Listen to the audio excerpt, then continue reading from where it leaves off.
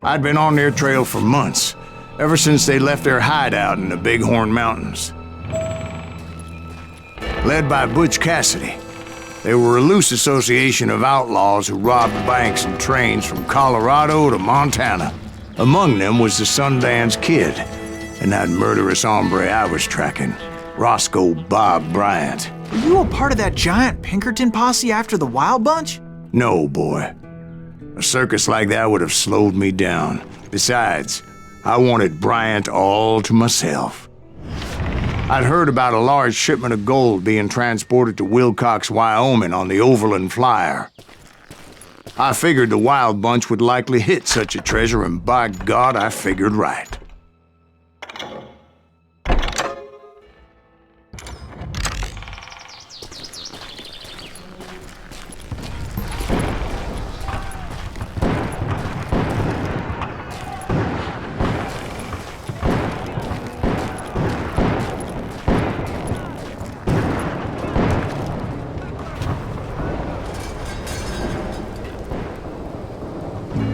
They blew the bridge with the intention of forcing the train to stop.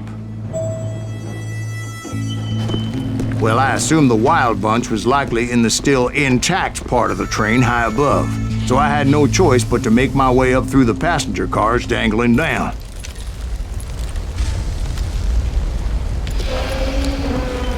I was determined to make that sumbitch Bob pay for what he did to my brothers.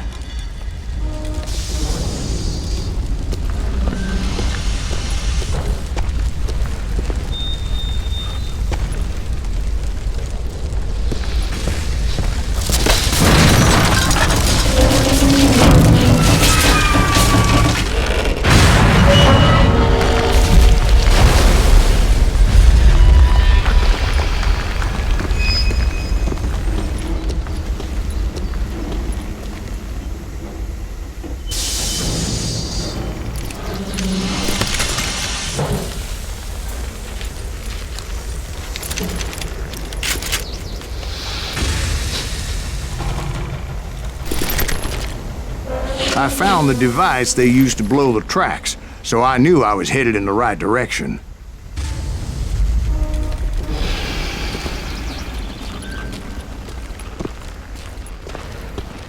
My ears are still ringing from blowing up that bridge.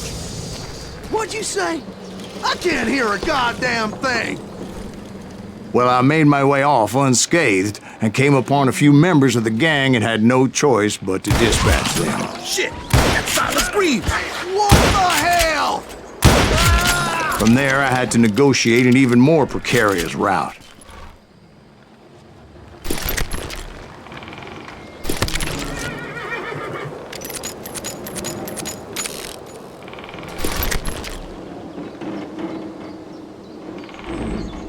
You're dead!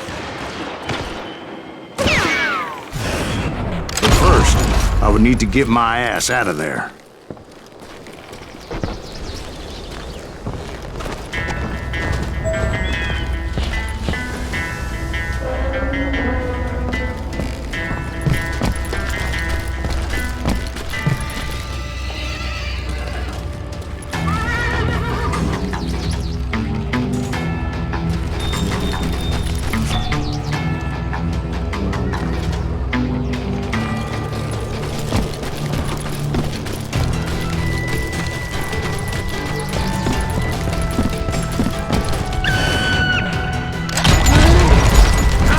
Jumped from the frying pan into the fire as the train was clearly fixing to fall.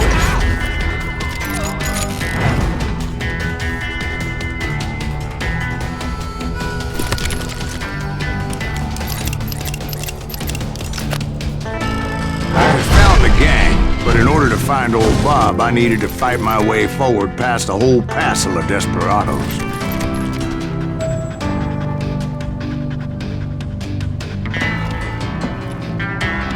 Outside, inside, anywhere I could, I made my way towards my prey. God damn him! You're dead! Well, what about the passengers? It was mostly a freight train, as I recall. There were no passengers aboard that day.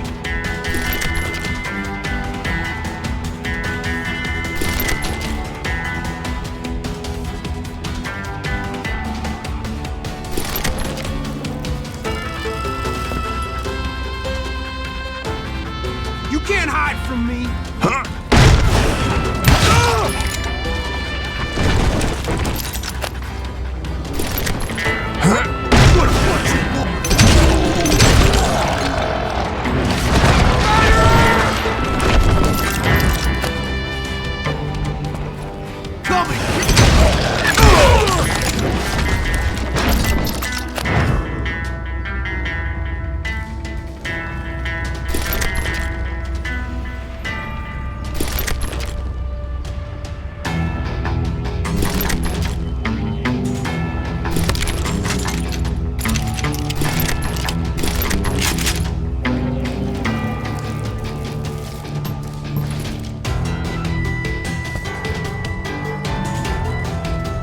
As I mentioned before, I am not fond of heights, but I was too busy dodging bullets to worry about falling to my death. Odds were I was likely to die that day anyway, so I was determined to take down as many of those bastards as I could. Now you're really pissing me off!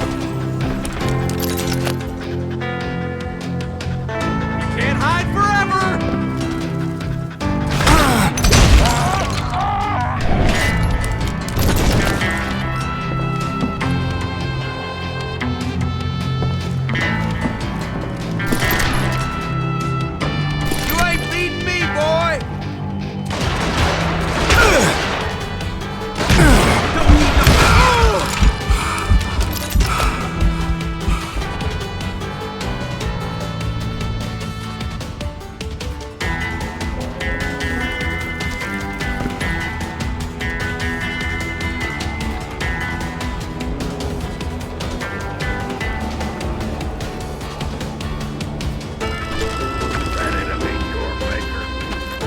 Times it was like shooting ducks in a shooting gallery. The only difference is these damn ducks shot back.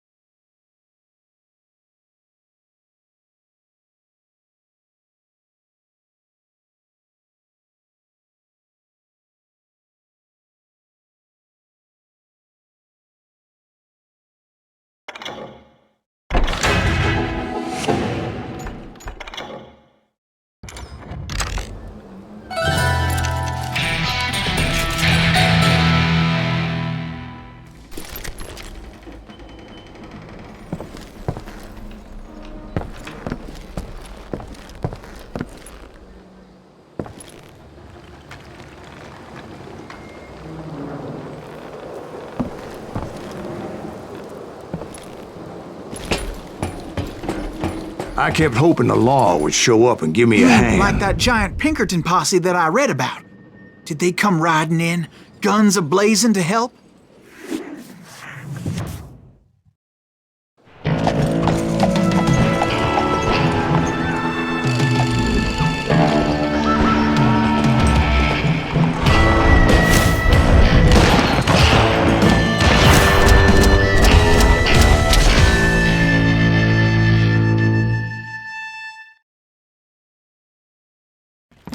Help? From the Pinkertons? No, son. I had to fight the wild bunch all by my lonesome, as usual.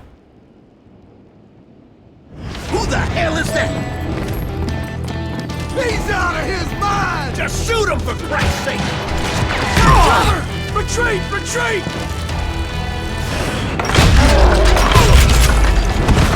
Damn him! I'll put you down!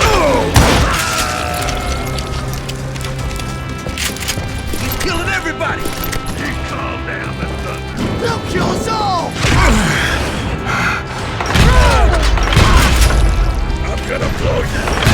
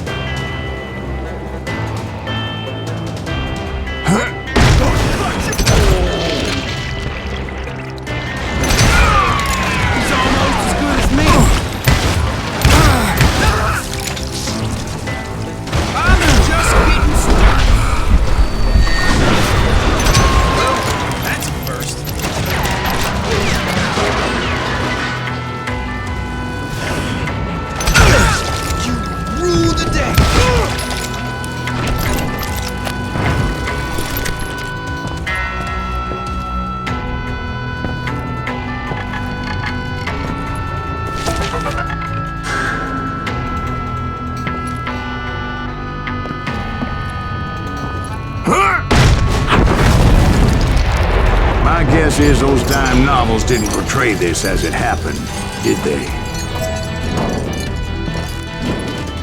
Only a few stragglers were left. I had to cut them down pronto if I was going to stay on old Bob's trail.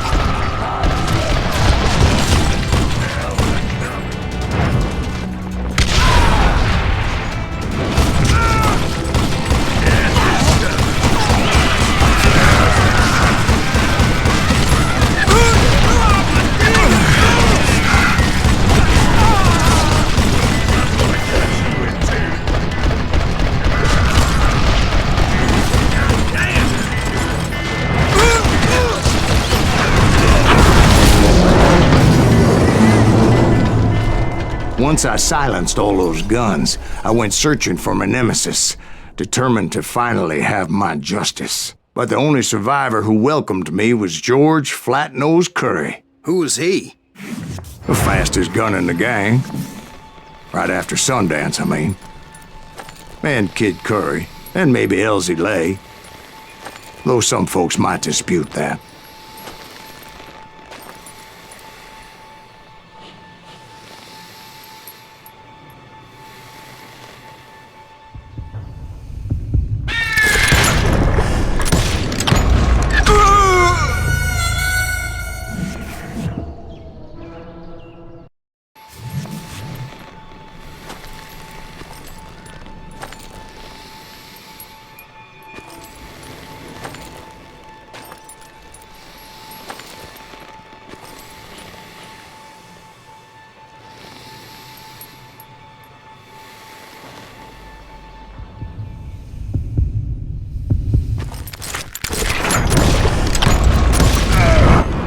On that very same day, Butch Cassidy and the Sundance Kid decided to leave the Wild Bunch behind and decamped for South America.